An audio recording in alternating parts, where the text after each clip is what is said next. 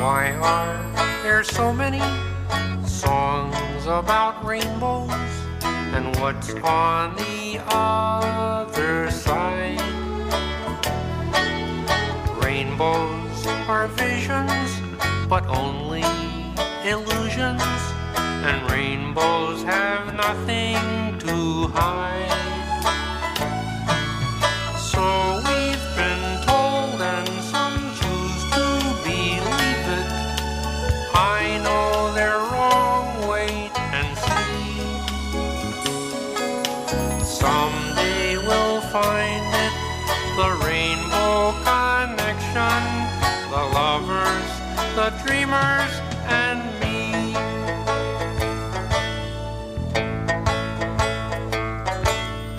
Who said that every wish would be heard and answered when wished on the morning star? Somebody thought of that, and someone believed it. Look what it's done so far. What's so amazing that keeps us stargazing? And what do we think we might see? Someday we'll find it, the rainbow connection, the lovers, the dreamers, and me. All of us under its spell, we know that it's probably magic. Have you been half asleep, and have you heard voices? I've heard them calling my name. Is this the sweet sound that calls the young sailors? The voice might be one and the same. I've heard it too many times to ignore it. It's something that I'm supposed to be. Someday we'll find it, the rainbow connection, the lovers, the dreamers, and me.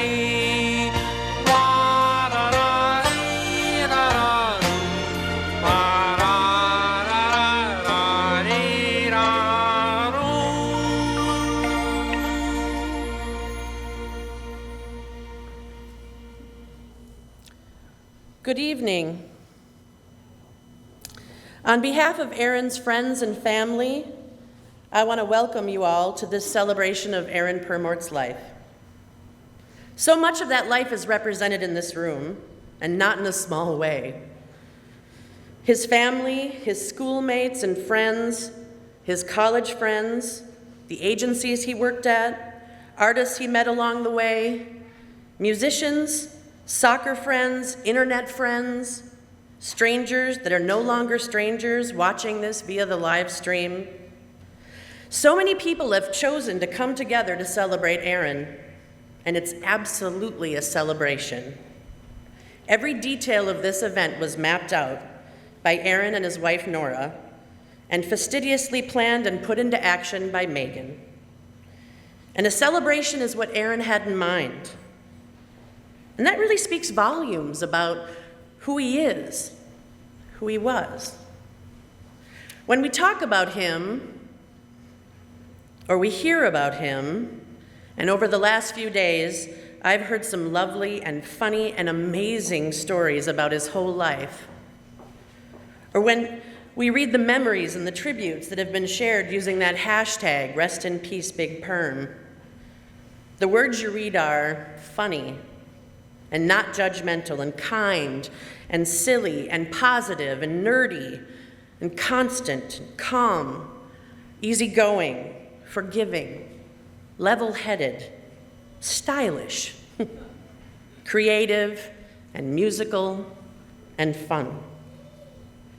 Just today, I received a message from someone on Facebook, someone who doesn't know Aaron, but wanted me to know and wanted you all to know that she feels like her marriage is better, her family is better, and she is a better person because of what Aaron and Nora chose to share with all of us by sharing their story over these last few years.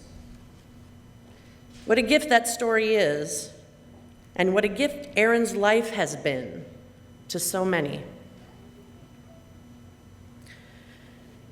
Aaron was an interesting and complex guy. He was an eccentric guy. Even when you go back to who he was in high school, even when he had bleached hair and earrings, he was a guy who stood out without even trying. Looking at some of those old photos, you can read his face and his energy, big smile and bright eyes. It's pretty apparent that Aaron was born a good guy. I think that's one of the reasons we're all so moved by Aaron's story, because he is one of the good guys. He's one of those people who you meet and you know you've met goodness. He's one of those people who never made the story or the moment about him. He always made it about you, about your event.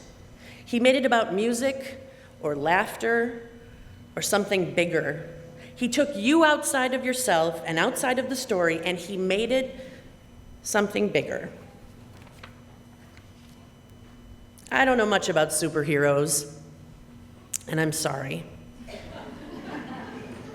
I've never collected comic books or been that into superhero movies or cartoons, but I've seen the big blockbusters over the years, and I have a memory of seeing Superman in the 70s when I was 2. I was a little kid and I was completely carried away by the spectacle of that story. Clark Kent was every man. We all knew a guy like that. We all know a guy like that. And just like Clark Kent was every man, so was Aaron. We could see ourselves in his story. We could see ourselves in his love for his wife and his love for his child. We could see ourselves in his interest in music and in the way that he enjoyed his life. And we could see ourselves in his love for his work. We could see ourselves in all of that. And so his story became our story. We felt things as a result of what Aaron was feeling. We felt hope and sadness and joy. But it was never quite enough because we couldn't take his pain away. But that's not what Aaron wanted. Because while we could see ourselves in him, there was also something absolutely distinct about who he was.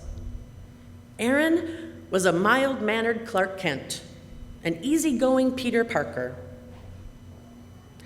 Peter Parker's uncle said to him, "With great power comes great responsibility."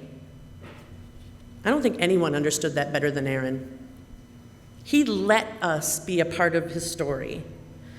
As his story came to be the one it did, as his life unfolded and grew and morphed and blossomed, he understood that telling his story was his responsibility. It wasn't him seeking attention. It was him recognizing that with great power comes great responsibility. And his power, his superpower, was not in showing us how to die gracefully. No, his superpower was showing us all how to live fully. And he lived up to that responsibility by doing it. Absolutely. He showed us that living isn't done in big, heroic moments. It isn't with showy events. It's in the quiet, simple, lovely happenings that often go unnoticed. Aaron wasn't a superhero because everything he did was grand. He was a superhero because everything he did was real. Everything he did was grounded in his genuine appreciation, not only for the life he got to live, but the opportunity he had to look at it through this different lens and to really value his friendships, his family, his boy, his wife, art, music, his life. He did what we all wish and hope for ourselves. When faced with extraordinary challenge, we all hope we have the strength and the courage to do it in as graceful a way as Aaron did. In that process, he revealed he wasn't just mild-mannered Peter Parker or Clark Kent. In fact, he was Superman. He was every man, but he was one man, setting an example for the rest of us about how to live.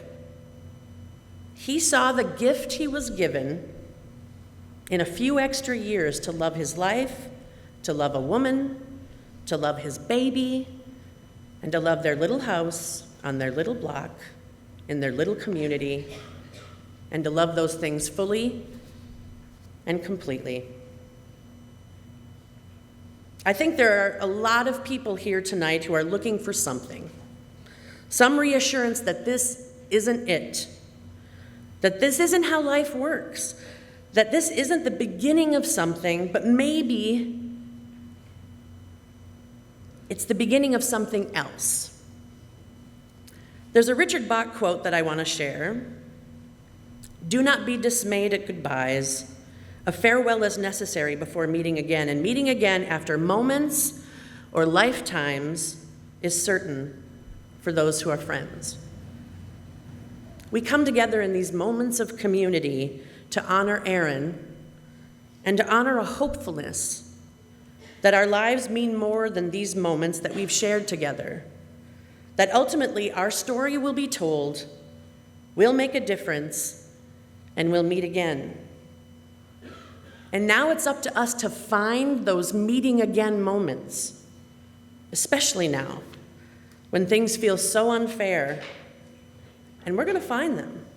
We're going to find them in the rainbow over the Menards parking lot, or the perfect seats for the perfect concert at First Avenue.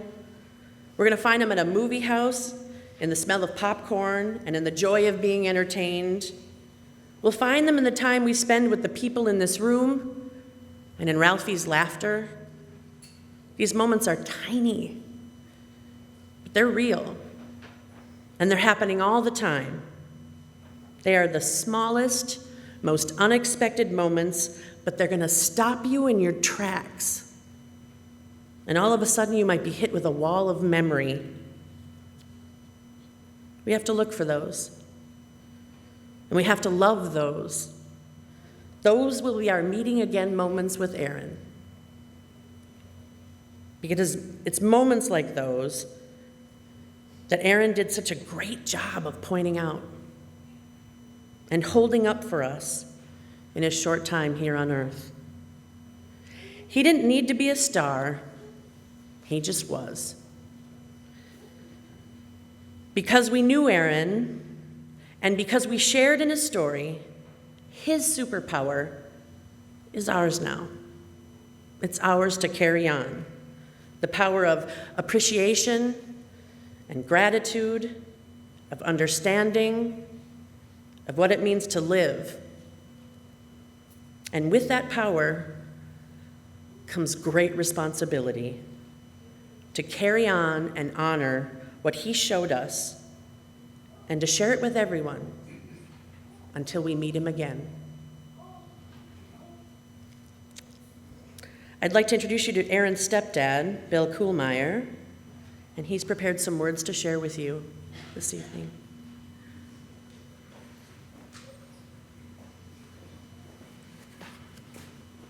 Hi there, I'm Bill Kuhlmeyer, and the title of this little ditty is My Hero. Aaron and I met 24 years ago, and I must say that I was not impressed by an 11-year-old. And nothing impressed me very much, but an 11-year-old is far from awe-inspiring. Several years later, when we were building a house in Andover, and whatever I asked him to do, he did it, without reservation, without complaining about it. And then I noticed he never complained once. It was like that from the beginning, never complaining. Aaron was never a complainer about anything. He took everything in stride. When he made friends, they were there for a lifetime, and when Aaron disagreed with a close person over drug use or whatever, he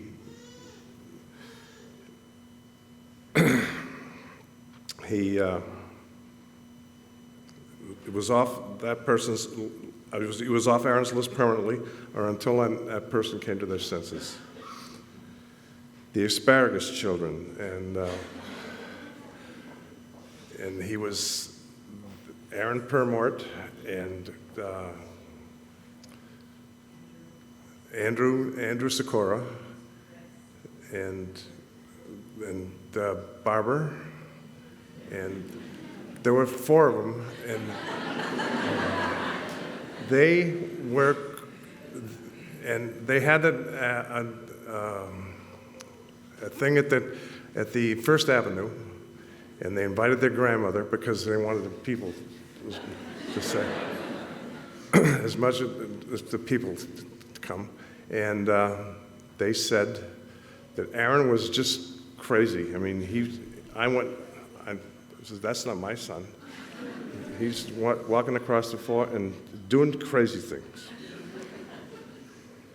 Osama and the passport issue. That's when I knew he was the real thing. Aaron and Joe Anderson and Katie, close friends from college, drove to Chicago to bring Osamu, another college friend, a visa to him, which he forgot to include in his travels to Japan. He told Aaron where to find the visa, and they rescued him from lockup after and he spent 12 hours in lockup after his return from Japan. Osamu married a Japanese girl, Manami, and had Aaron as his best man over in Japan, where Aaron met the family and became immersed in Japanese tradition and culture. Picture of his shoes sitting next to Osamu's is a thing to behold. Size 15s and size 7s. And it's really something. Cole and McVoy has been very good to Aaron, from the HR person all the way up to the line to the president of the company. We can't thank them enough. When Aaron had his first seizure at work, we all thought that operation would take care of that pesky cancer he had in his brain. And then the second one, 14 months later, we were sure of it.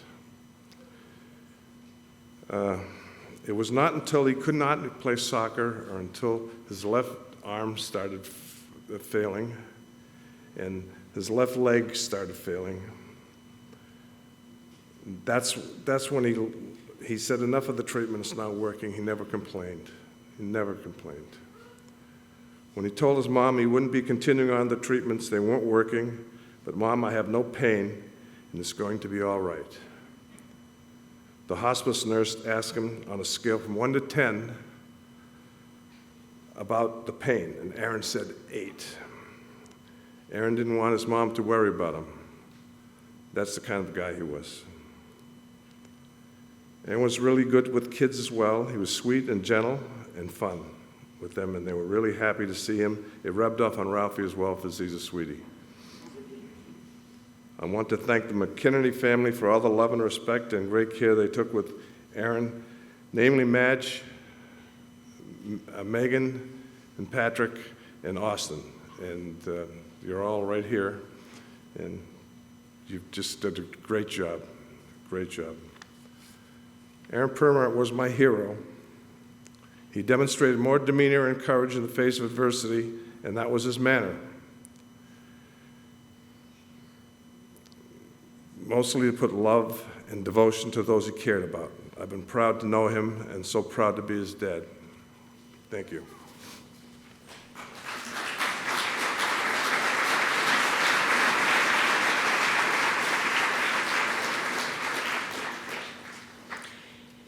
Aaron's sister, Nicole Pope, is going to read an excerpt from The Lord of the Rings. You may remember it from Nora and Aaron's wedding, which speaks to the giant nerd that Aaron was, and that he wanted it read at both his wedding and his funeral.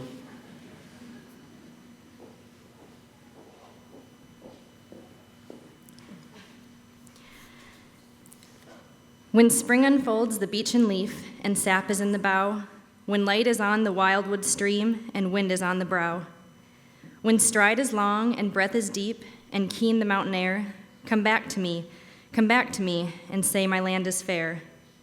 When spring is come to garth and field and corn is in the blade, when blossom like a shining snow is on the orchard laid, when shower and sun upon the earth with fragrance fill the air, I'll linger here and will not come, because my land is fair. When summer lies upon the world and in the noon of gold, beneath the roof of sleeping leaves, the dreams of trees untold. When woodland halls are green and cool and wind is in the west, come back to me, and say my land is best. When summer warms the hanging fruit and burns the berry brown, when straw is gold and ear is white and harvest comes to town. When honey spills and apple swells, though wind be in the west, I'll linger here beneath the sun, because my land is best. When winter comes, the winter wild, that hill and wood shall slay, when trees shall fall and starless night devour the sunless day, when wind is in the deadly east, then in the bitter rain, I'll look for thee and call to thee, I'll come to thee again. When winter comes and singing ends, when darkness falls at last, when broken is the barren bough and light and labor past, I'll look for thee and wait for thee until we meet again. Together we will take the road beneath the bitter rain. Together we will take the road that leads into the west, and far away we'll find a land where both our hearts can rest.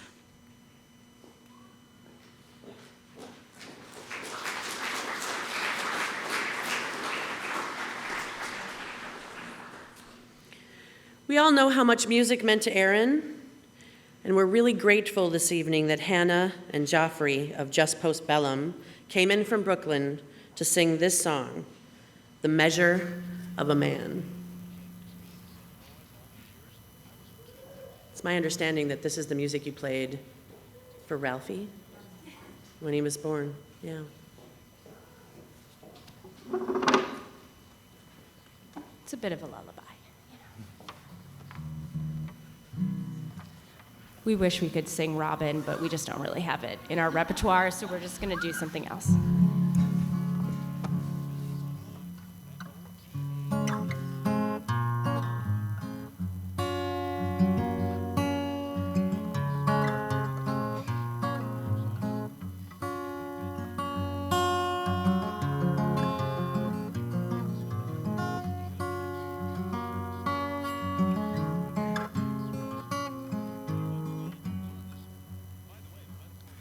Well, all my life I wonder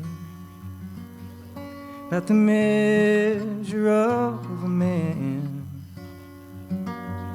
He's a fool, does he know the life he's under? What he's holding in the palm of his hand.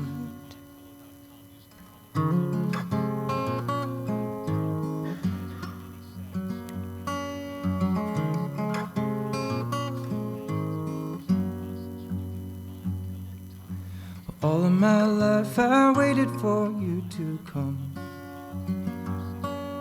The devil keeps coming and a man can't always run. Your daddy played possum and your mama, she carries a gun.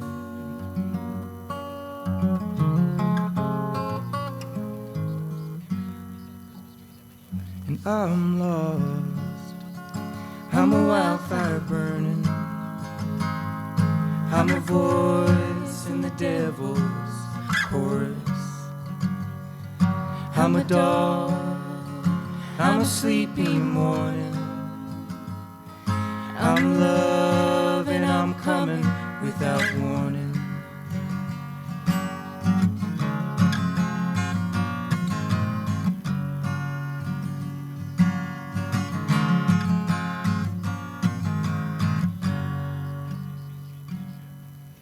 Jessie was a keeper and your mama was a sleeper, she was.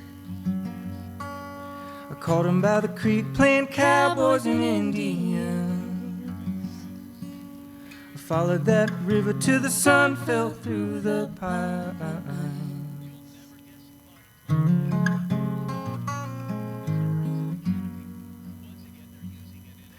And all my life I wonder about the measure of a man. He's a fool, does he know the life he's under? What he's holding in the palm of his hand. And I'm lost, I'm a wildfire burning, I'm a voice in the devil's chorus.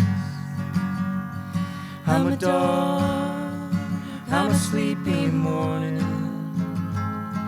I'm love and I'm coming without warning. I'm lost, I'm a wildfire burning, I'm a voice in the devil's chorus. I am a dog, I'm a sleepy morning, I'm love and I'm coming without warning.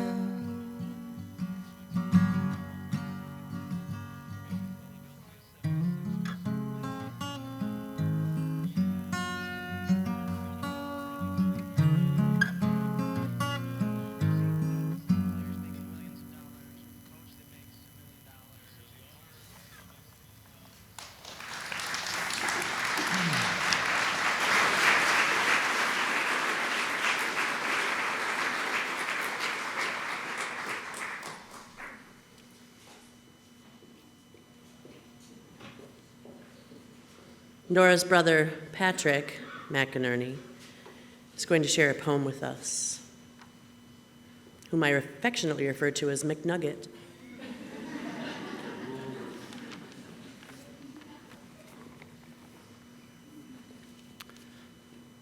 When death comes, like the hungry bear in autumn, when death comes and takes all the bright coins from his purse to buy me and snaps the purse shut, when death comes like the measles pox, when death comes like an iceberg between the shoulder blades, I want to step through the door full of curiosity, wondering, what is it going to be like, that cottage of darkness? And therefore I look upon everything as a brotherhood and a sisterhood.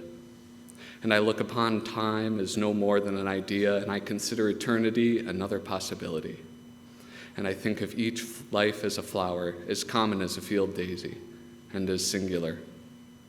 And each name is comfortable music in the mouth, tending, as all music does, toward silence. And each body a line of courage, and something precious to the earth. When it's over, I want to say all my life I was a bride married to amazement. I was the bridegroom taking the world into my arms. When it's over, I don't want to wonder if I have made of my life something particular and real. I don't want to find myself sighing and frightened and full of argument. I don't want to end up simply having visited this world.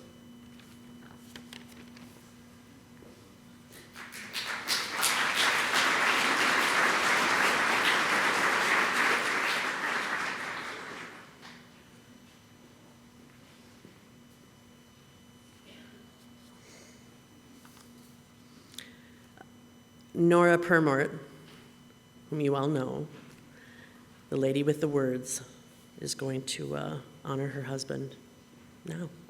Yeah.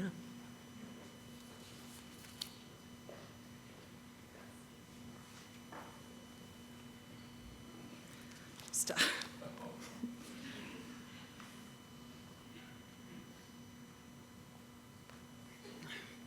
Make sure you see the logo on that. I didn't buy the cheap stuff because I learned that from Aaron. And it's been such an honor to be married to this man. It's been 3 years ago today, just a couple blocks away. And I'm just astonished at how many people were there and who are here in real life and on the internet. Hannah and Geoffrey, so wonderful. You were there to sing for our wedding, and it was Aaron's request that you were here today, and they dropped everything and flew here from New York, and very, very grateful for that. But was 3 years ago, and we didn't do like any of like the fancy like handwritten vows or even, you know, like the updated, more gentle ones. We looked at each other and we vowed what our parents and our grandparents vowed. Better or worse, richer or poorer, sickness and in health, until death do us part. And we only had 3 years, but we fucking nailed it.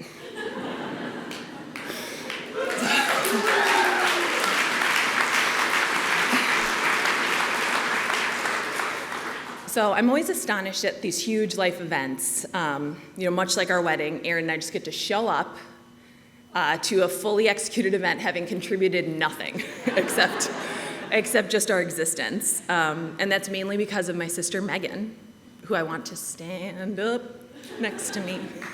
Stand up.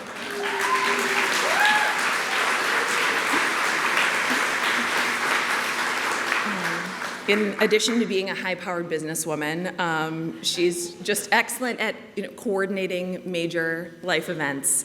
And that, coupled with the fact that we have, without a doubt, the most talented, generous group of friends and family in the world, make things like this possible. And Megan, I sincerely hope that I die before you, so you can do this for me as well. And I mean, I just have so many people to thank. It's like an awards show here, and no one can play music until I cue you. But Shelter for this beautiful, beautiful space. It's amazing. They just stepped up and gave it to us, even though, if you would believe it, they haven't had a funeral here before. Aaron's friend, Chris Barber, an asparagus child, whom I've yet to meet in real life, but who made this beautiful urn for Aaron and several others for us to keep as a family. Chelsea Brink, who designed the prayer cards and the programs. Just wonderful. Also flew in from Long Beach. Kim and Bill for raising such a good dude. You did such a good job. You really did. Wonderful human. It doesn't happen by accident.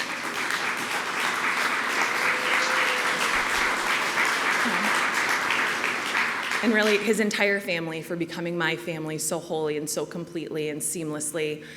It was just so instant. When I met Aaron and when I met you, almost all of you in Arizona, a little vacay, it was just lovely. To my family, my sister, my mother, but also my brothers. You guys loved Aaron as your own brother, and you treated him so tenderly during those final days. It's a savage, it's a horrifying disease, and my brothers were there. What you did was not easy. What you did was holy and sacred, and I'm so grateful that you were there. And it means even more to me that Aaron really wanted you there. Everyone on the internet, hello, thank you. So many people flew in to be here. We have people from San Francisco and New York, a lot of people here who knew me before I was marriage material.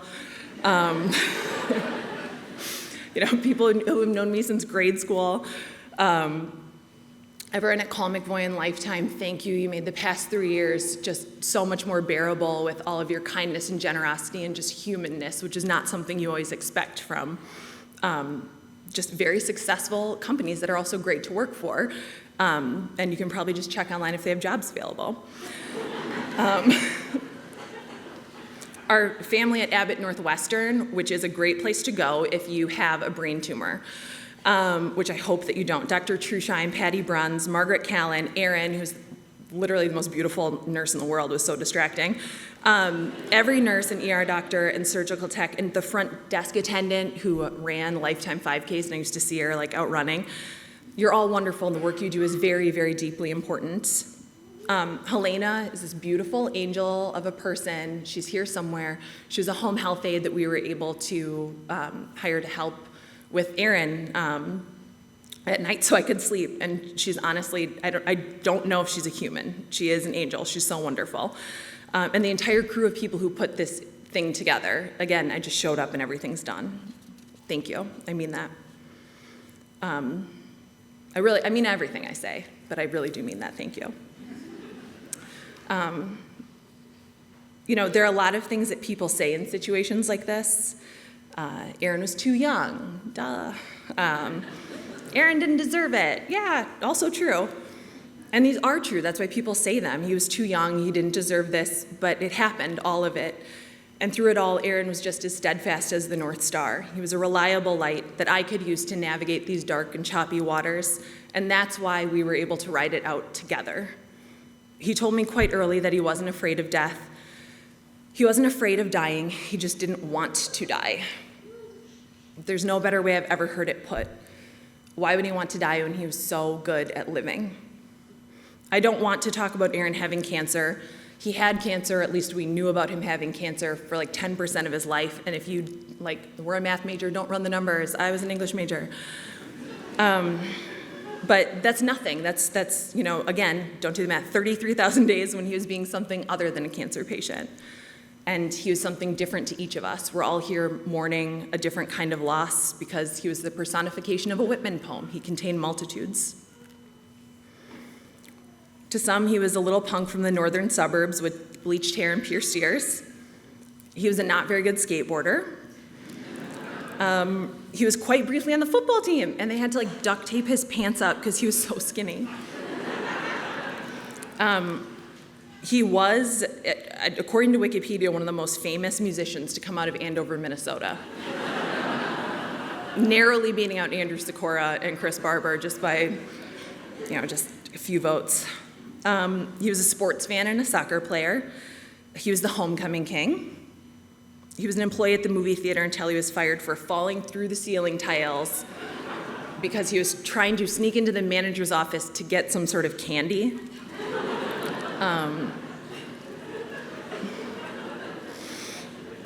He was a teacher, he was a designer, he designed all these posters and a lot of these t-shirts that are hanging up, and basically anything I asked of him, he was like, okay, I'll do that. He was a huge comic book nerd. He was a man of style, a man of taste, and one of the only guys I've ever met who could look at an outfit and be like, yeah, that skirt, but a different shirt, and actually be right, and I valued that opinion. He was a really loving friend and a loving human with a big open heart. He felt things very deeply. He remembered people's names. He remembered the important things.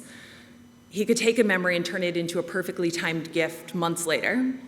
My closet and jewelry box are full of evidence that points to him being one of the world's best gift givers.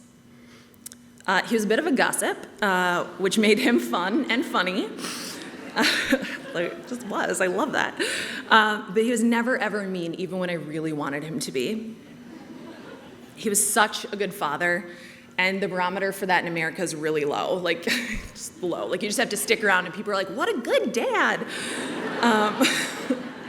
But Aaron really was, and that's even more apparent when you do factor in the fact that he had cancer and that he was running at this huge deficit from the moment that Aaron was born, and you would just never know it. He had his second brain surgery just a few weeks before Ralph was born, and his first inpatient chemo treatment a few days before. And he didn't just show up for the delivery, he was in the delivery, all in it, I was surprised. And he hated the sight of blood, he couldn't even look when they were doing his own IV, and he was like, you're almost done. And the nurse was like, don't say that, she's not, for sure. God. He was so fucking funny. For every occasion, every topic, he had a story to tell, and he really didn't care if you'd already heard it. So, worst baby, brought that kid. I got mine's out there somewhere in the parking lot. Okay, so have you heard about the kid at the bus stop who threw a bee's nest at his brother? Are you guys here? Because I love that story so much. I used to make him tell it to me every time I couldn't fall asleep. Because they're crazy. What happened out in the country? The time he asked Gwen Stefani to prom. Anyone? Yep, good one. The time he asked Cameron Diaz to go with him and Kim to the old spaghetti factory. Yeah. Okay, his famous drink ideas that were going to somehow make him a millionaire, anyone has gotten rich off of inventing a mixed drink. Wasn't a businessman. Okay, the high five, which is 5-hour energy and vodka. The after-school special which was a juice box with vodka injected into it. Okay, a unicorn tier, which was champagne and Red Bull. Okay, it's hard to remember those after you've had one. Yeah. But there are so many stories. There are stories that I haven't heard and stories that Ralph will need to hear. There are stories that should really stay at the ranch, especially if you went to high school with Aaron. Ralph does not need to know what happened in that hot tub. And side note, there are a lot of photos of some of you high school friends, and many of them are extremely incriminating, and you should be thankful that you went to school before the internet was kind of a thing. There's also a box full of love letters from girls I've never heard of, dozens and dozens of letters that prove I was far from the first to try to win his heart. There's a phrase that Buddhists and women on Pinterest use, something about how we never really die as long as someone speaks our name or Instagrams us.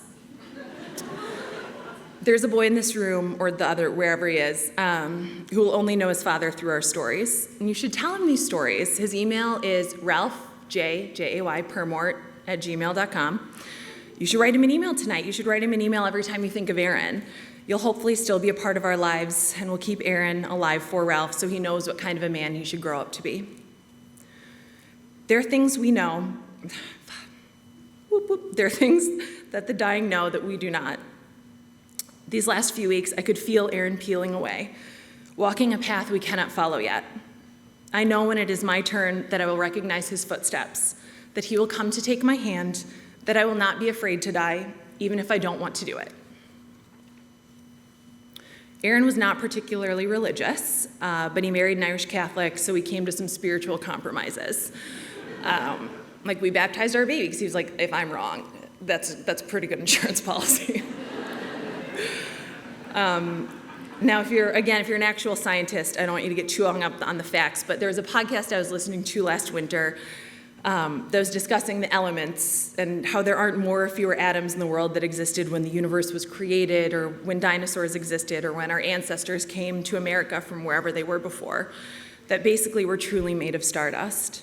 I asked Aaron how he felt about that. When he was gone, could he promise me to be everything, to be the stars and the wind and the trees and the earth under our feet?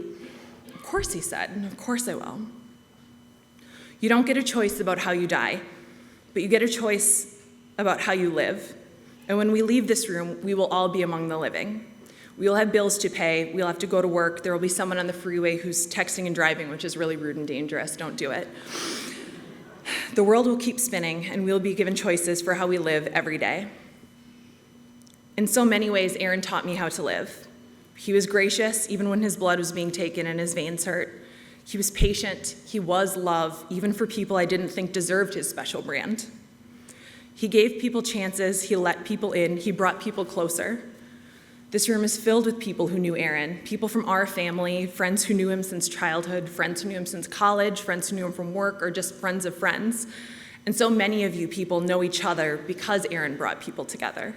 My own family, as tight as Irish Catholics get, is closer because of Aaron. The city is smaller and closer because of Aaron. The entire world is smaller this week, not just because of how he died, but because of how he lived. Because of the heart he had and the way he shared it with us so generously. I've lost track of the number of emails and tweets and messages about how Aaron changed someone's life, but I know he'll continue to change lives. His mother asked me, but how will we live without him? And my bumbling answer is just this: by trying to be more like him, by being more patient than we need to be, more forgiving, kinder and gentler, and quicker to laugh than to lash out. It always bummed me out that there were so many people who didn't know him. Like, we'd be, strangers sitting next to us at a restaurant or driving down the freeway, like texting and putting on mascara. I just wanted to walk around all day being like, guys, this is Aaron Purmort. He's really fucking special. Like, pay attention. Lady checking out at Target next to us. Because if you knew him, you knew that. You did. He was generous with his spirit. He was generous with himself. He brought people in. He always saw the best in them. I do my best to make sure the world knows about Aaron, but Aaron would always do a good job, as Nancy pointed out, of noticing the good in everyone around him, so let's try to do that. Pay attention to the humans who are around you, even the ones who are kind of annoying, or who are texting and driving and putting on mascara. They've all got something special. I'll leave you with a story. It's a short one, just one small moment, like Nancy said. One of millions that we shared together, but one that always stuck with me because it summed up so much about him. And the first night Aaron was hospitalized, and they kind of maybe weren't sure like how serious that brain tumor was. They also noticed that he had this little heart defect. And it's very rare, and in some people it's fatal, but for Aaron, it was just nothing more than just like this little funny hiccup in his heart. And I noticed it, the first time I put my head on his chest on our wedding night.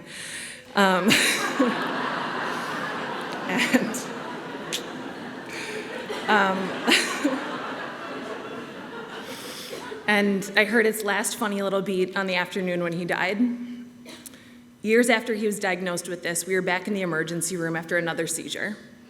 There was a quiet nursing student. She was so nervous, and she was shadowing Aaron's ER nurse. And this ER nurse just wanted this girl to, have stuff to see. So she was kind of, running around giving Aaron like extra tests, and just so that this girl would have, a little bit more of her education. And when this nurse saw Aaron's heart rate on the monitor, and I explained that he had Wolff Parkinson White, she lit up.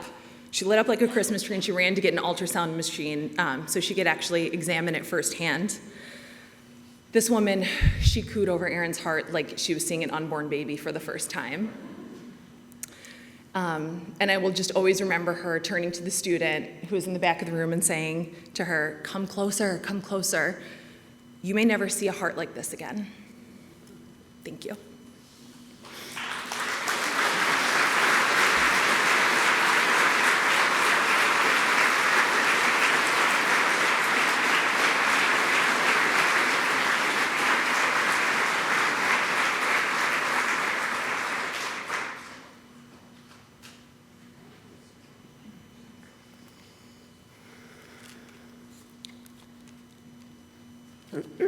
So that concludes the service that we've put together for you this evening. But we'd like to invite you to stay and share your memories of Aaron and meet his family and talk amongst yourselves and have some fun and find some moments. Write to Ralphie. And we thank you for joining us in celebration of this man who filled this room and filled so many hearts.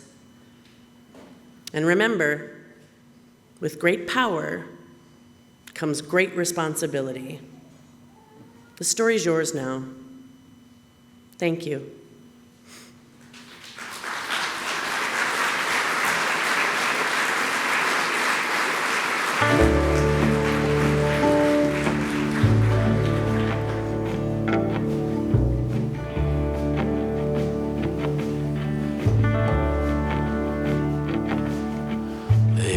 Sign up in our town. If you live it up, you won't live it down.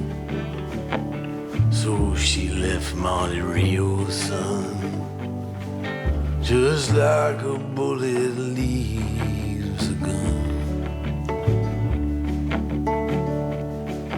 With a charcoal rise and Monroe hips, she went and took that California trip. Oh, the moon was gold and her hair like wind. Said, don't look back, just come on, Jim. Oh, you got to hold on. You got to hold on, take my hand, standing right here, you got to hold on.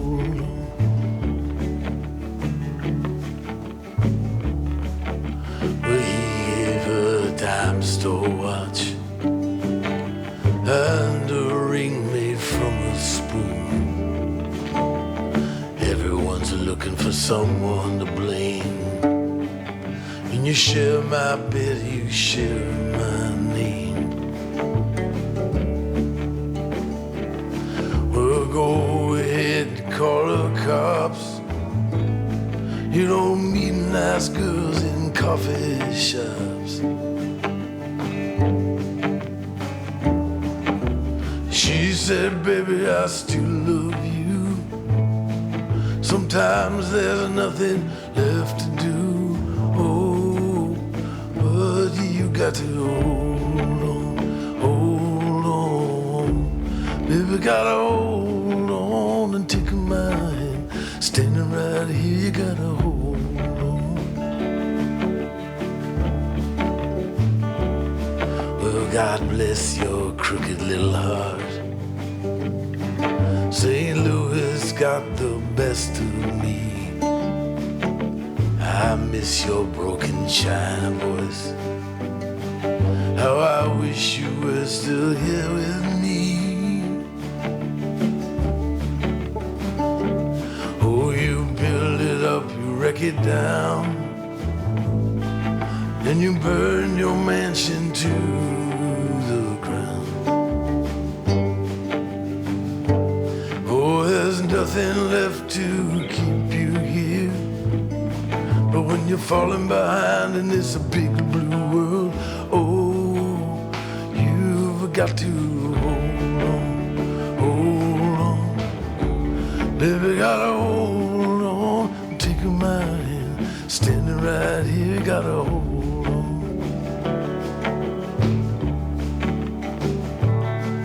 Down by the Riverside Motel, it's 10 below and falling. By a 99-cent store, she closed her eyes and started swaying. But it's so hard to dance that way when it's cold and there's no music.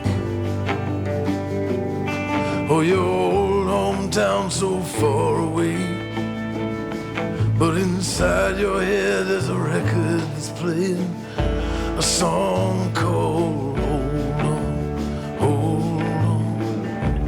Baby, gotta hold on to take a mind. Standing right there, gotta hold on. You gotta hold on. Baby, gotta hold on. Take a mind. Standing right there, gotta hold on.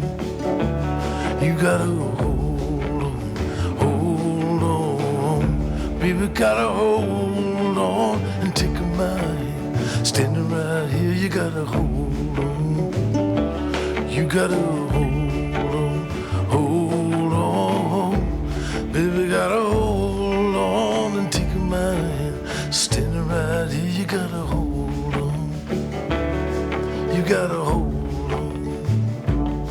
You gotta hold on. You gotta hold on. You gotta hold on. You gotta hold on, baby. You gotta hold on, girl. You gotta hold on.